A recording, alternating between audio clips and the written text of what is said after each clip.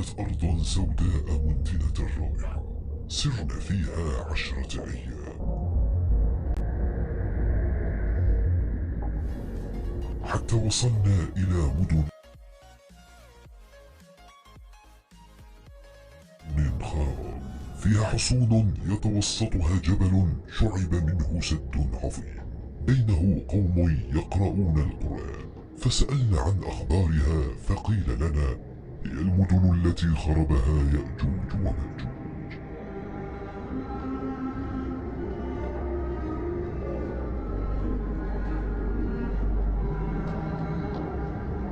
قبل أكثر من 1300 عام وقعت حادثة تاريخية عجيبة وثقها الغرب والشرق في كتب البيان. عرفت برحلة صاحب 30 لسانا الرحالة سلام الترجمان. ما قصة الرحالة سلام مع الخليفة العباسي وسر الرؤية في المنام؟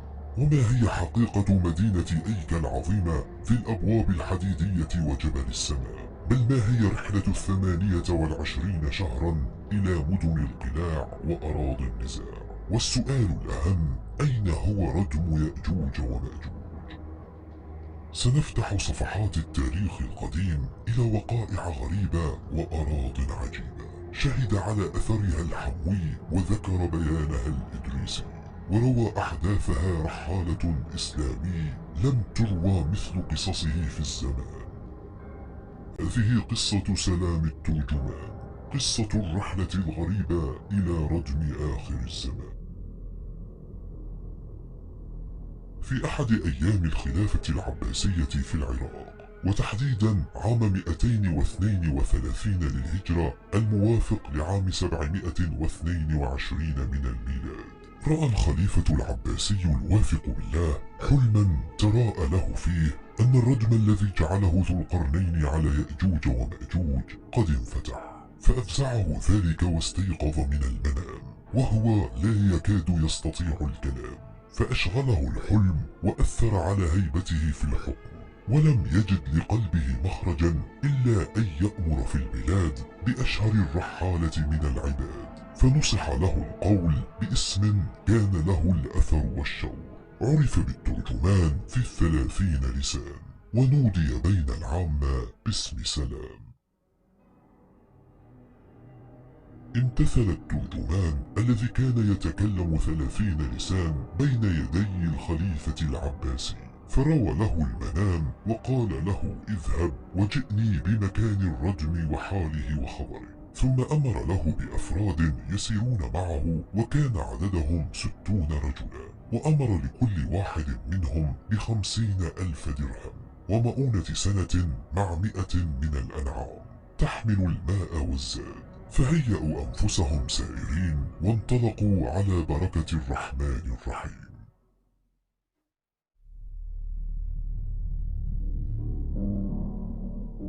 انطلقت رحلة الترجمان من العراق إلى الأصقاع الشمالية من قارة آسيا، فوصلوا لطرخان ملك الخزر وأخبروه بأمر الخليفة العباسي، فامتثل للأمر طوعا وخوفا، وأرسل معهم 5 أدلاء فرافقوهم بين الجبال والوديان مسيرة 25 من الأيام، إلى أن غابوا بين البحور إلى أراض لم تذكر بين السطور، حتى وصلوا أرضا سوداء كريهة الرائحة ذكر فيها الترجمان بعدها ما كان وكان.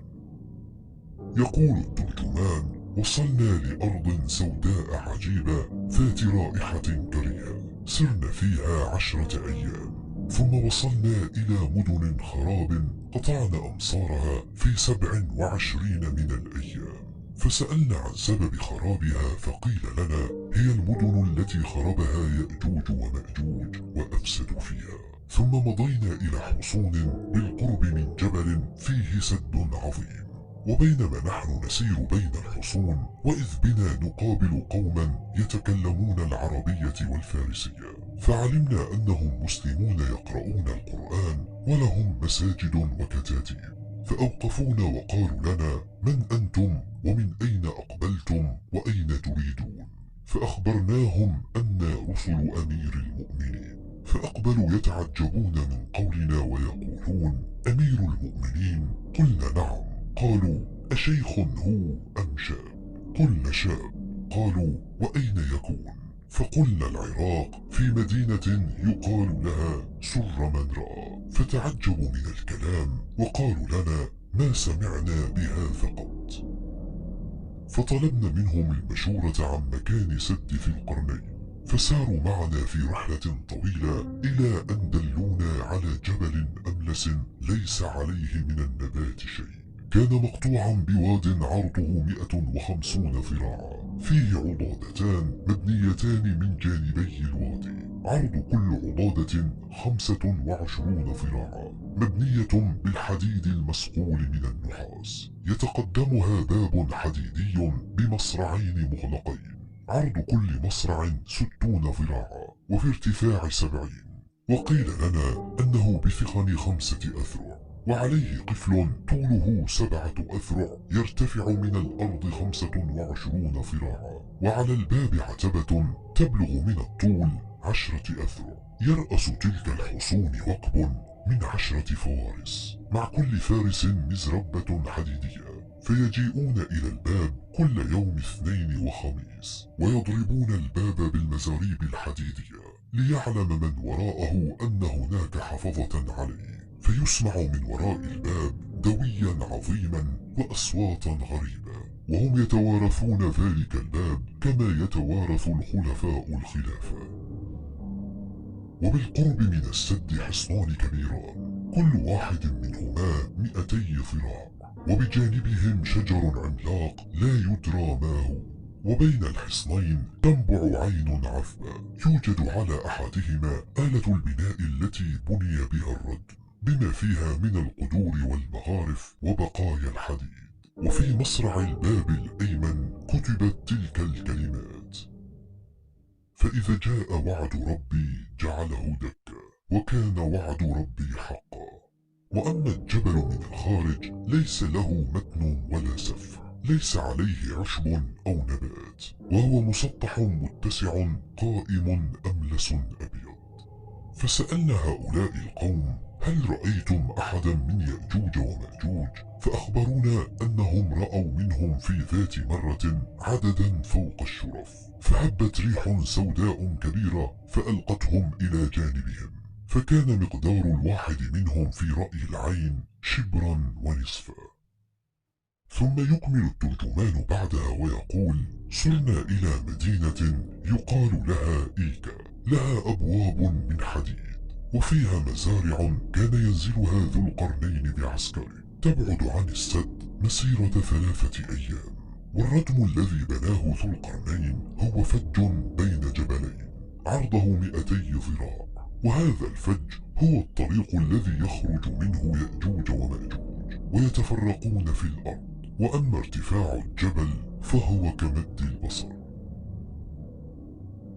أخذنا الأدلاء بعد ذلك وانصرفنا حتى صرنا في خراسان، ومنها إلى طبنوين، وبعد ذلك إلى سمرقند، في مسيرة طولها 8 أشهر. فعبرنا نهر البلخ حتى وصلنا إلى أشروسنا، فبوخار وترمذ، وبعدها إلى نسابور.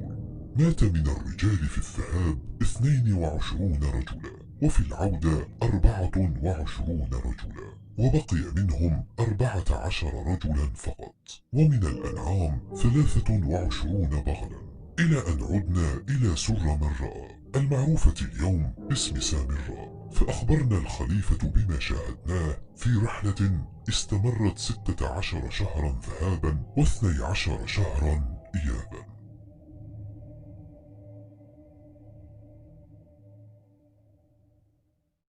قد يعتقد البعض أن هذه القصة مجرد خيال من الأدب الروائي، ولكن ذلك ليس صحيحا، لأنها قصة أكدها رواد الجغرافيين الإسلاميين في العصور الوسطى، باعتبارها من أهم الرحلات في التاريخ الإسلامي التي قام بها الرحال العباسي سلام الترجمان. فقد ذكر الإدريسي في كتابه نزهة المشتاق في اختراق الآفاق، وابن خردذب في كتاب المسالك والممالك والمنتظم في تاريخ الملوك والأمم، وفي موسوعة ابن كثير البداية والنهاية، وأيدها ابن خلدون والحموي، وفي بيان آثار البلاد وأخبار العباد، بالإضافة إلى جمهرة من الجغرافيين الإسلاميين والغربيين والمفكرين والمستشرقين، حتى أن المسعودي وابن رستة وابن حامد الغرناطي أضف إلى السيوطي أوردوها في كتبهم على أنها حقيقة مثبتة. وفي عام 1888 صادق عليها المستشرق لخويا، وأيدها العالم الجغرافي توماش كوفازيليف، وغيرهم على هذا النحو الكثير. يعتقد البعض أن ردم يأجوج وماجوج يقع في منطقة القوقاز، أي في المنطقة الشاملة لروسيا وجورجيا وأرمينيا وأذربيجان وما حولهما، وذلك لأن سلام انطلق إلى تلك الأراضي في البحث عن الردم الذي بناه ذو القرنين، ولكن ذلك ليس مؤكدا، لأنه لم يذكر أنه وجد الردم هناك، بل قال أنه انطلق إلى هناك نحو الشمال، إلى أن وصل إلى أراضٍ سوداء عجيبة وأقوام غريبة لا يعلمون شيئا عن العراق والخلافة ولا عن الخليفة نفسه، أي أن أرض يأجوج وماجوج مفصولة عن أرضنا ببوابة كانت الطريق الوحيد لهم لدخول أرضنا، إلى أن جاء ذو القرنين وردمها. ولكن هذه البوابة ظهرت في الخرائط القديمة والحقيقية للأرض. رسم الشريف الإدريسي الذي يعود نسبه لبني هاشم واحدة من أكثر خرائط العالم صحة في زمانه وباعتراف جغرافيين العالم اليوم، وذلك في عام 1154 أظهر فيها بوضوح مكان الجبل الفاصل بيننا وبين يأجوج وماجوج.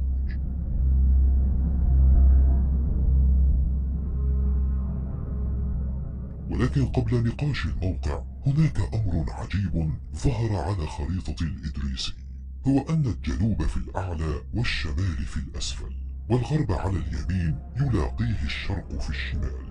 يقول البعض إن الإدريسي فعل ذلك لأن الناس آنذاك كانوا يعتقدون أن الجنوب في الأعلى، ولكن هل من المعقل لشخص مثل الإدريسي أن يرسم خريطة العالم بهذه الدقة ويخطئ في موقع الجنوب، أم أن خريطة العالم الحقيقي هي المقلوب؟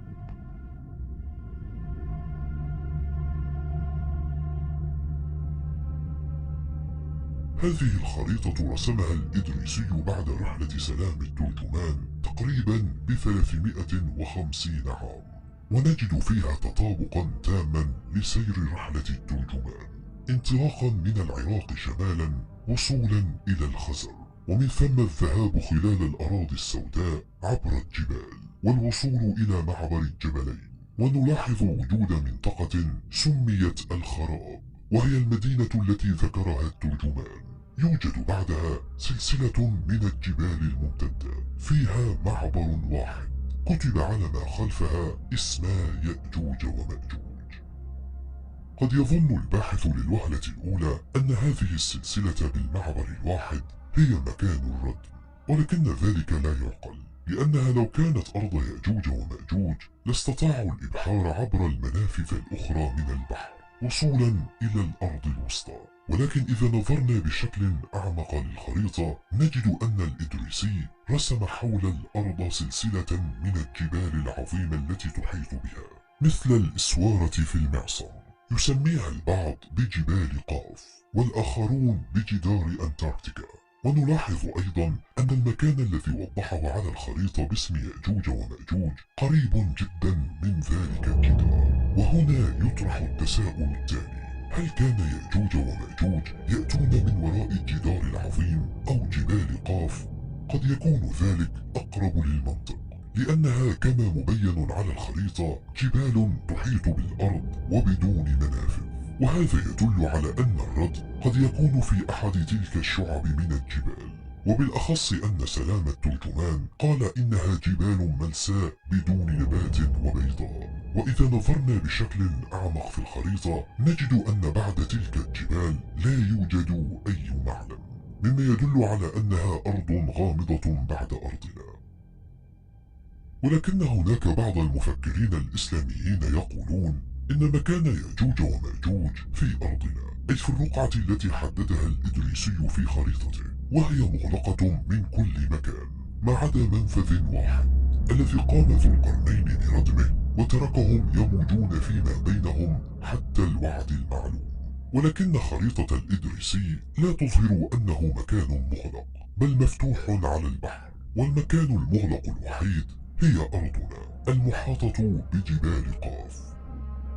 نحن نعلم أن أعداد يأجوج ومأجوج مهولة وكبيرة جدا، تفوق أعداد البشر بأضعاف كبيرة لا يعلمها إلا الله. فهل من المرجح أنهم يعيشون فقط في هذه الرقعة الصغيرة أم خلف تلك الجبال المحيطة للأرض؟ هذا السؤال لا يعلم إجابته إلا الله، فهو علام الغيوب. في خريطة أخرى قبل 100 عام من خريطة الإدريسي، قام الجغرافي الإسلامي محمود الكاشغري بوضع خريطته عن العالم. أظهر فيها أيضا أرضا أسماها بيأجوج ومأجوج، محاطة بسلسلة جبال على أطراف الأرض وبشكل ملاصق لجدار الأرض المحيط. ولكن هذه الخريطة ليست دقيقة كخريطة الإدريسي، إلا أنها تحمل أيضا نفس موضوع يأجوج ومأجوج. وبالنظر إلى خريطة ابن حوقل قبل 100 عام من خريطة الكاشغري و200 عام من الإدريسي، حدد فيها موقع يأجوج ومأجوج في شمال آسيا بعد الخزر، تماما كسير رحلة الترجمان. ولكنه قال عن تلك الأراضي نواحي يأجوج ومأجوج وليس أرضهم، كإشارة منه إلى المكان الذي كانوا يأتون منه عبر البحر المحيط. فبالنظر إلى جميع صور الخرائط الحقيقية من الجغرافيين المسلمين، نجد أنهم يظهرون مكان يأجوج ومأجوج قريبا من جبل قاف المحيط بالأرض أو جدار أنتاركتيكا. ومن هنا نجد السبب الحقيقي لتأكيد أشهر وأعظم علماء المسلمين لرحلة سلام الترجمان على أنها حقيقية وأمر